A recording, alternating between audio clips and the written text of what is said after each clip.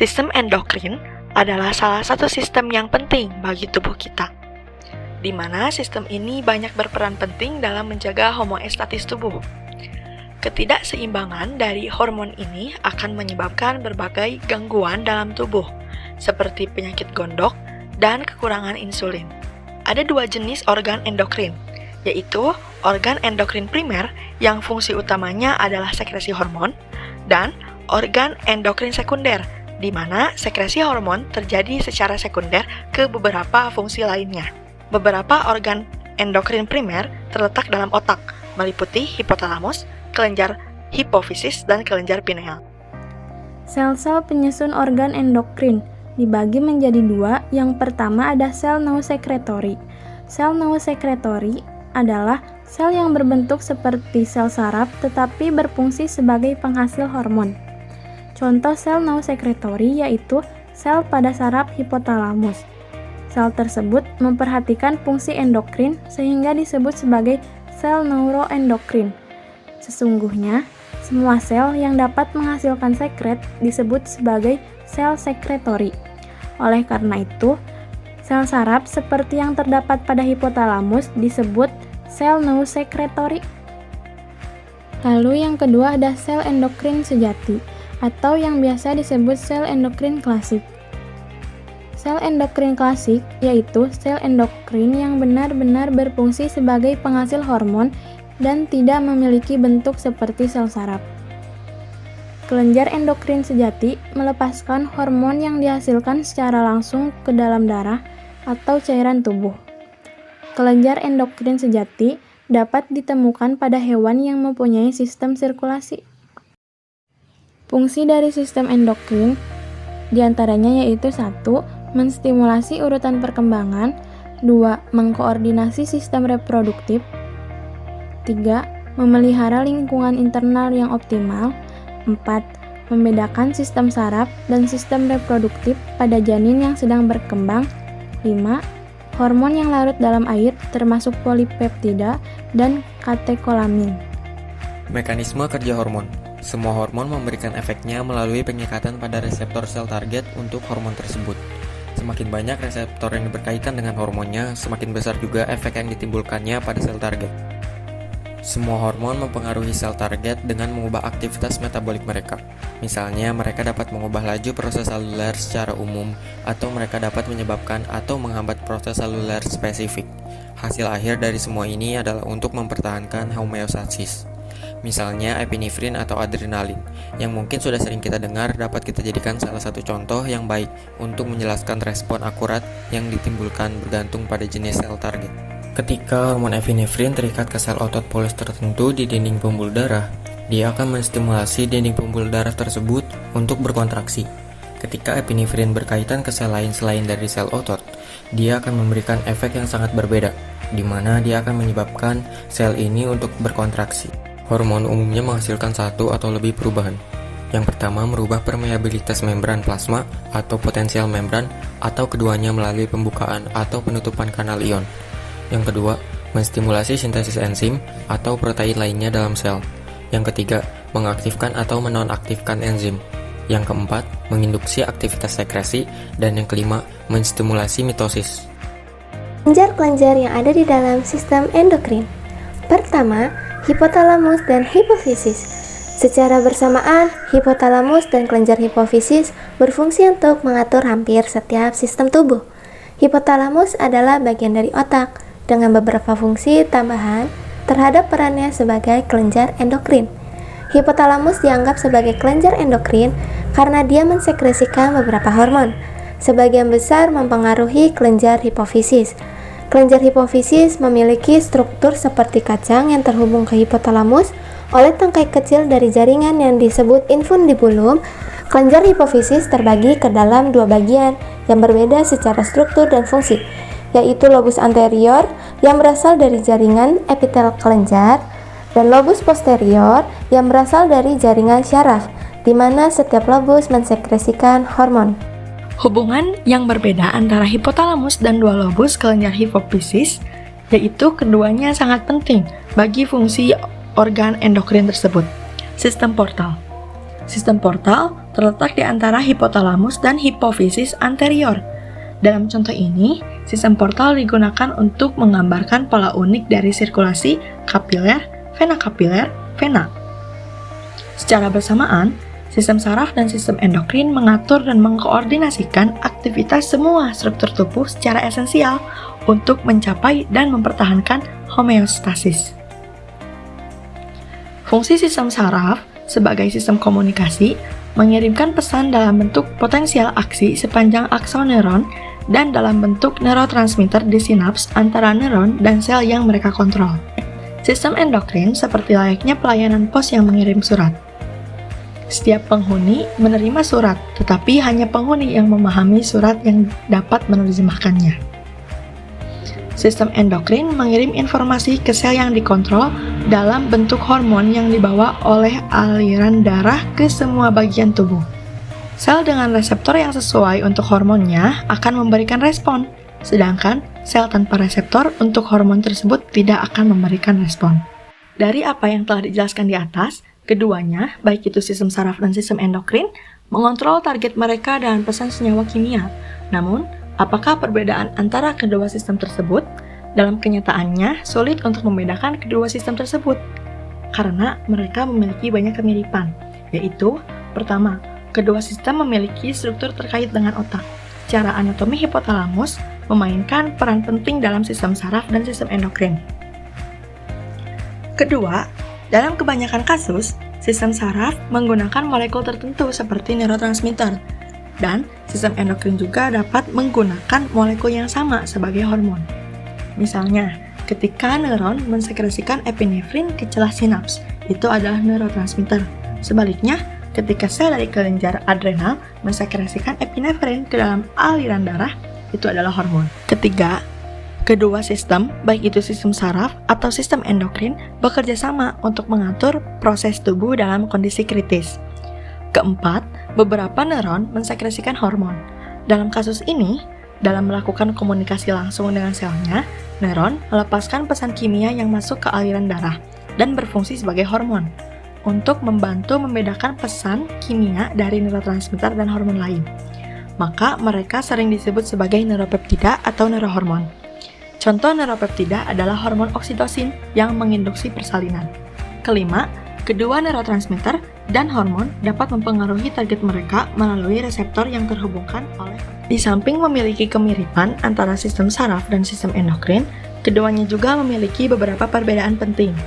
Pertama, perbedaan dalam mekanisme transport. Sistem endokrin mensekresikan hormon yang ditransportkan ke dalam aliran darah, sedangkan sistem saraf mensekresikan neurotransmitter yang dilepaskan langsung ke sel target mereka. Kedua, kecepatan respon. Secara umum, sistem saraf merespon lebih cepat dari sistem endokrin. Ketiga, durasi respon. Sistem saraf umumnya mengaktifkan responnya lebih cepat dan hanya selama potensial aksi dikirim ke target. Selanjutnya, ada sifat kimia hormon. Hormon dibagi ke dalam dua kategori kimia. Yang pertama, hormon yang larut dalam lipid atau lipid soluble hormones. Dan yang kedua, hormon yang larut dalam air atau water soluble hormones. Oleh karena itu, seluruh dasar interaksi hormon dengan targetnya tergantung pada sifat kimia hormon. Dalam dua kategori kimia tersebut, hormon dibagi lagi menjadi ke dalam kelompok berdasarkan struktur kimianya. Hormon steroid yang diturunkan dari kolesterol dan hormon tiroid yang diturunkan dari asam amino tirosin. Sedangkan hormon lainnya dikelompokkan sebagai derivat asam amino, peptida, atau protein termasuk glikoprotein. Hormon yang larut lipid. Hormon yang larut lipid adalah bersifat nonpolar atau meliputi hormon steroid, tiroid, dan hormon derivat asam lemak seperti eikosanoid tertentu. Kelompok hormon ini beraksi pada reseptor di dalam sel yang langsung mengaktifkan gen. Yang kedua, hormon yang larut dalam air. Hormon yang larut dalam air adalah molekul polar, meliputi hormon protein, peptida, dan hormon derivat asam amino. Kelompok hormon ini beraksi pada reseptor di membran plasma. Pengaturan kadar hormon dalam darah. Sekresi hormon ke dalam pembuluh darah perlu dikontrol. Jika tidak, akan mengalami kekurangan dan kelebihan produksi yang dapat menyebabkan penyakit.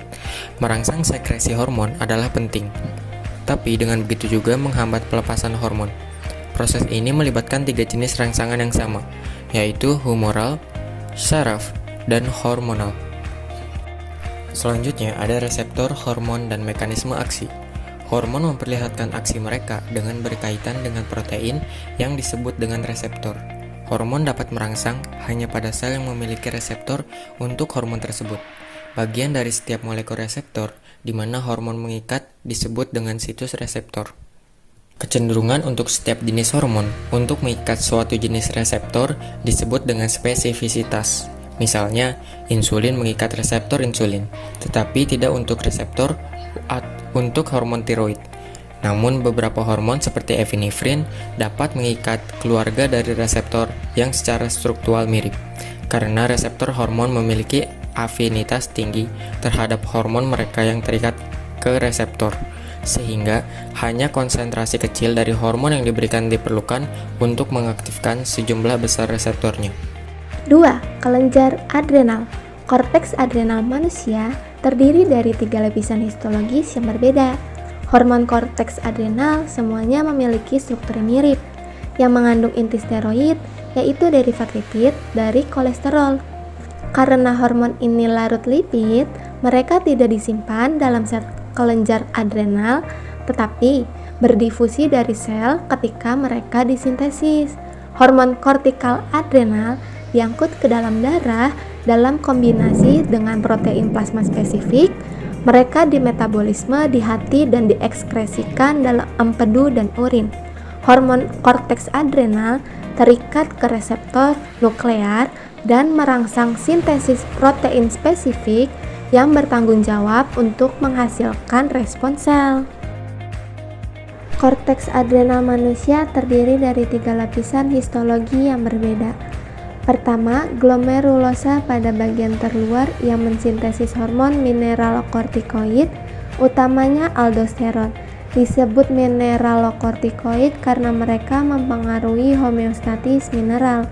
Kedua, zona vasikulata yang menghasilkan hormon glukortikoid, yaitu kortisol. Dinamakan demikian karena mempengaruhi homeostatis glukosa. 3. Zona retikularis pada bagian dalam yang menghasilkan hormon seks pada pria atau androgen. Hormon korteks adrenal semuanya memiliki struktur yang mirip, yang mengandung inti steroid, yaitu derivat lipid dari kolesterol. Karena hormon ini larut lipid, mereka tidak disimpan dalam sel kelenjar adrenal, tetapi berdifusi dari sel ketika mereka disintesis. Hormon kortikal adrenal diangkut ke dalam darah dalam kombinasi dengan protein plasma spesifik. Mereka dimetabolisme di hati dan diekskresikan dalam empedu dan urin. Hormon korteks adrenal terikat ke reseptor nuklear dan merangsang sintesis protein spesifik yang bertanggung jawab untuk menghasilkan respon sel. Adrenokortikotropik hormon atau ACTH diperlukan untuk mempertahankan aktivitas sekrestori dari korteks adrenal, yang mana dapat mengalami atrofi secara cepat tanpa hormon ini. Kortikotropin relasi hormon atau CRH dilepaskan dari hipotalamus merangsang hipofisis anterior untuk mensekresikan ACTH. Zona vasikulata sangat sensitif terhadap ACTH dan dia merespon dengan meningkatkan sekresi kortisol. Keduanya, ACTH dan kortisol menghambat sekresi CRH dari hipotalamus. Melalui umpan balik negatif, ACTH juga merangsang sekresi aldosteron. 3. Kelenjar tiroid. Kelenjar tiroid berbentuk kupu-kupu, terletak di leher anterior pada trakea inferior terhadap lari, terdiri dari 2 lobus, masing-masing lateral ke trakea yang dihubungkan oleh isthmus anterior. Kelenjar tiroid adalah kelenjar endokrin terbesar di dalam tubuh. Meskipun kelenjar tiroid hanya 0,4% dari berat tubuh, dia menerima 2% dari pasokan darah sirkulasi. Pembuluh darah yang banyak untuk memasok nutrisi untuk sintesis hormon dan aliran darah untuk mengangkut hormon. Unit fungsional dari kelenjar adalah folikel yang terisi dengan tiroglobulin atau TG. TG adalah prekursor glikoprotein untuk hormon tiroid dan TG yang dimodifikasi secara kolektif dikenal sebagai koloid. Sel folikel dikelilingi oleh lapisan sel epitel. Yang tersebar di antara folikel adalah sel parafolikuler, yaitu sel yang menghasilkan kalsitonin. Di membran basal sel folikuler terdapat reseptor yang terhubungkan dengan protein G untuk thyroid stimulating hormone atau TSH. Sel parafolikuler berada di dalam jaringan antara folikel tiroid. Kelenjar tiroid melepaskan dua bentuk hormon tiroid, yaitu tiroksin atau T4 dan triioditorin atau T3. Keduanya membutuhkan iodin untuk pembentukannya. Ion iodida diambil dari diet normal yang dipekatkan oleh kelenjar tiroid dan diubah dalam sel folikel menjadi iodin. Iodin ini kemudian dihubungkan ke molekul tirosin dan molekul tirosin teriodinasi ini kemudian dihubungkan bersama membentuk T3 dan T4. Semua langkah-langkah dalam produksi hormon tiroid dirangsang oleh TSH. Tiroksin atau T4 adalah hormon utama yang disekresikan oleh kelenjar tiroid yang kemudian diubah menjadi T3 oleh sel target. Sebagian besar hormon tiroid terikat ke protein transport dalam darah. Sangat sedikit yang tidak terikat atau bebas dan T3 kurang kuat terikat ke protein transport daripada T4. Hormon tiroid mempengaruhi hampir setiap sel dalam tubuh kecuali 1. Otak orang dewasa, 2. Organ ginjal, 3. testis, 4. uterus, 5. kelenjar tiroid. Keduanya, T4 dan T3 dengan mudah melintasi membran sel dan berinteraksi dengan reseptor di dalam sel. Di sel target, hormon tiroid merangsang enzim yang terlibat dengan oksidasi glukosa. Ini dikenal sebagai efek kalorigenik dan efek secara keseluruhan adalah 1. Peningkatan laju metabolik basal, 2. Peningkatan konsumsi oksigen oleh sel, dan 3. Peningkatan produksi panas tubuh. Laju metabolisme basal adalah jumlah energi yang dikeluarkan ketika beristirahat di lingkungan bersuhu sedang atau tidak panas atau dingin. Pelepasan energi dalam kondisi ini cukup untuk fungsi organ vital. Ketika laju metabolik basal meningkat, maka konsumsi oksigen akan meningkat, di mana oksigen diperlukan dalam produksi energi. Hormon tiroid memiliki aksi biologis di setiap organ dalam tubuh dan sangat penting untuk janin, pasca kelahiran, dan pertumbuhan dan perkembangan masa pubertas. Selain itu, aksi hormon tiroid berfungsi untuk mempertahankan laju metabolik basal. Gonad, ovarium dan testis. Gonad adalah organ yang menghasilkan gamet, sperma pada pria dan oosit pada wanita. Selain sebagai fungsi reproduksi, gonad juga mensekresikan hormon. Ovarium mensekresikan beberapa hormon steroid, meliputi 2 estrogen dan progesteron. Hormon seks wanita bersama dengan FSH dan LH dari hipofisis anterior, mengatur siklus menstruasi, mempertahankan kehamilan, dan mempersiapkan kelenjar mama untuk laktasi. Gonad pada laki-laki berupa testis, kelenjar oval yang terletak di skrotum. Hormon utama yang dihasilkan dan disekresikan oleh testis adalah testosteron, yaitu androgen atau hormon seks pria. Testosteron merangsang testis sebelum kelahiran, mengatur produksi sperma dan merangsang perkembangan dan pemeliharaan karakteristik seks sekunder pria. Penyakit pada kelenjar endokrin diantaranya 1. Diabetes mellitus. Diabetes mellitus merupakan gangguan metabolisme tubuh dengan naiknya gula darah karena kekurangan hormon insulin. 2. Hipotiroid. Hipotiroid adalah penyakit yang terjadi karena kurangnya hormon tiroksin yang diproduksi dari kelenjar tiroid. 3. Penyakit Addison. Penyakit Addison merupakan penyakit yang terdapat pada kelenjar adrenal. Sekian video penjelasan dari kelompok kami mengenai sistem endokrin pada manusia. Terima kasih telah menonton video ini.